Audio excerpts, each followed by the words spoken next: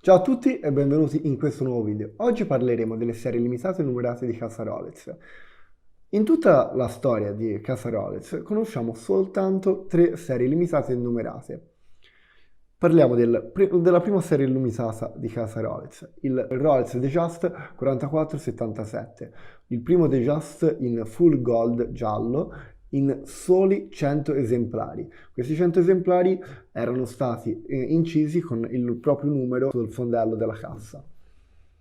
Dopodiché la seconda serie limitata Rolex, sempre in full gold, bianco e giallo, si parla del King Midas 9630, l'orologio che tutti ci ricordiamo al polso di Elvis Presley. E l'ultimo orologio che abbiamo anche oggi in ufficio, il Rolex Tezzano 5100, che sarà il protagonista di questo video.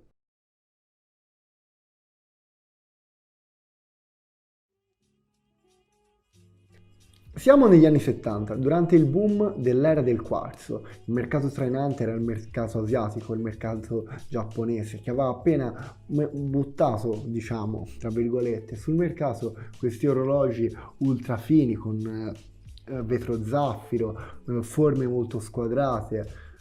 Era l'orologio che aveva preso completamente la tendenza del mercato degli anni 70.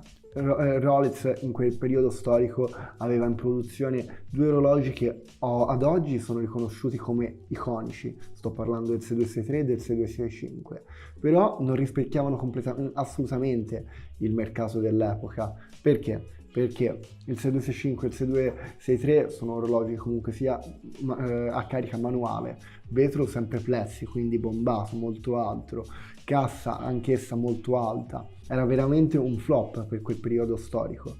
Questo cambiamento dai movimenti manuali all'era del quarzo mise tutte le case, o comunque sia la maggior parte delle case d'orologeria svizzera, veramente in brutti guai. Questo portò Rolex a doversi consorzionare con altri 21 marchi svizzeri per creare il movimento al quarzo migliore sul mercato.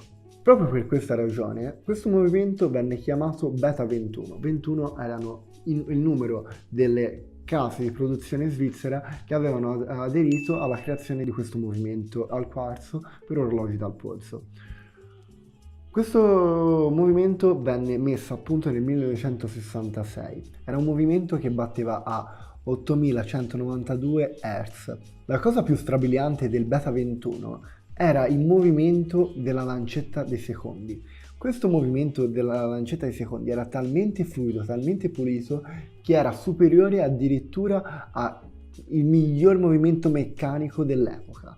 Rolex adattò un orologio sul movimento Beta 21. Realizzò una cassa e un bracciale tutto su misura. Sto parlando della realizzazione del Tezzano, della terza e ultima serie limitata e numerata di Casa Rolex. Il 5100, o meglio conosciuto Tezzano, è un orologio completamente fatto a mano in solamente 1000 unità al mondo, 850 in oro giallo, 147 in oro bianco e si vocifera di 3 esemplari in Tridor, testa in oro, in oro bianco e il bracciale era un susseguirsi di maglia oro, maglia bianca, maglia oro, maglia bianca. Il Tezzano 5100 fu presentato per la prima volta a Basilea nel 1971. Questo orologio fu sold out proprio in quella fiera, proprio durante la presentazione. Tutte e 1000 le copie furono insta vendute. Venne soprannominato da noi collezionisti, noi amatori del settore, perché la maggior parte di questi orologi fu indirizzato in America e proprio per il fatto che fosse un orologio in full gold venne chiamato Tezzano. Bene, procediamo a mostrarvi questo orologio.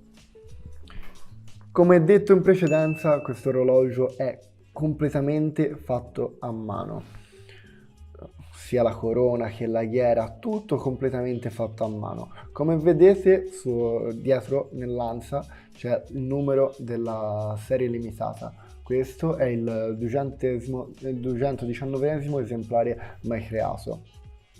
I primissimi esemplari avevano il bracciale vuoto all'interno e la chiusura a scatoletta. Questo bracciale venne subito sostituito poiché risultava molto scomodo e aveva la brutta abitudine a depilare il polso.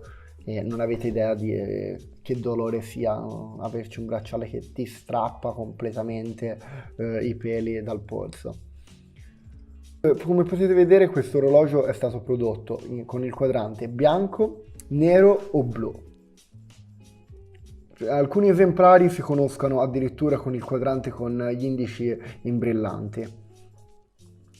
Veramente un orologio favoloso.